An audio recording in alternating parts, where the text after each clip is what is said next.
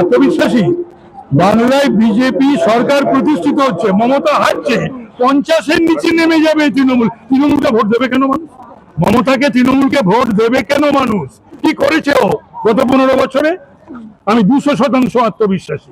মুখ্যমন্ত্রী মমতা বন্দ্যোপাধ্যায় আজকে ভবানীপুরের প্রার্থী, তৃণমূলের প্রার্থী, তিনি মনোনয়নপত্র জমা দিলেন এবং তিনি শুভনন্দন বললেন আজকে। হ্যাঁ, তো সেই জন্যই বাংলার মানুষ ওনাকে শুভনন্দনের জায়গায় অভিনন্দন ফিরিয়ে দেবেন।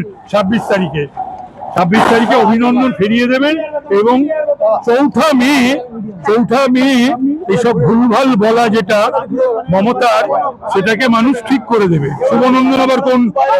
আজকে সুনীতি চট্টোপাধ্যায় ভাষাচার্য বা নীরেন চক্রবর্তী আধুনিক দিনের যে কবি, যে ভাষা নিয়ে যিনি নির্দেশ দিয়ে গেছেন আমাদের, তাতে শুভনন্দন বলে আমি যতটুকু লেখাপড়া শিখেছি আমি এটা পাইনি। সুষ্ঠু নির্বাচন করতে আরো কড়া কমিশন, ডেরেক সহ তৃণমূলের 4 প্রতিনিধিকে নির্বাচন কমিশনের শিষ্টাচার বজায় রাখতে নির্দেশ। বিষয়টা হলো যে এখনো পর্যন্ত শিষ্টাচার বজায় রাখার জন্য, এমসিসির জন্য এবং সংবিধান উল্লঙ্ঘন করার জন্য, 1, 2 হচ্ছে পার্লামেন্ট মানি না, উনি তো মানি না মুখার্জি, তো নাম হওয়া ছিল মমতা মুখার্জি, না মানি না মুখার্জি, তো হাইকোর্ট মানি না, সুপ্রিম কোর্ট মানি না, ইলেকশন কমিশন। আরে তোমাকে মানে কে? তোমাকে মানে কেডা? আর এই বাংলার মানুষ অভয়ার চোখের জল আর চোখের রক্তের প্রতিবাদে ভোট দেবে। একটা ভোটও হিন্দুকে গন্দা ধর্ম বলার জন্য একটা হিন্দু যদি ভোট দেয় মমতার পক্ষে, মমতার দলের পক্ষে বা মমতার প্রার্থীদের পক্ষে, তাহলে সেটা অধর্ম হবে।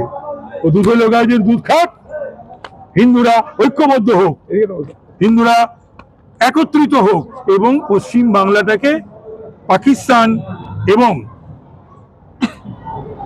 বাংলাদেশ হওয়া থেকে বাঁচা। এত মানুষের নাম বাদ গেছে, আবার আমি সুপ্রিম কোর্টে যাবো।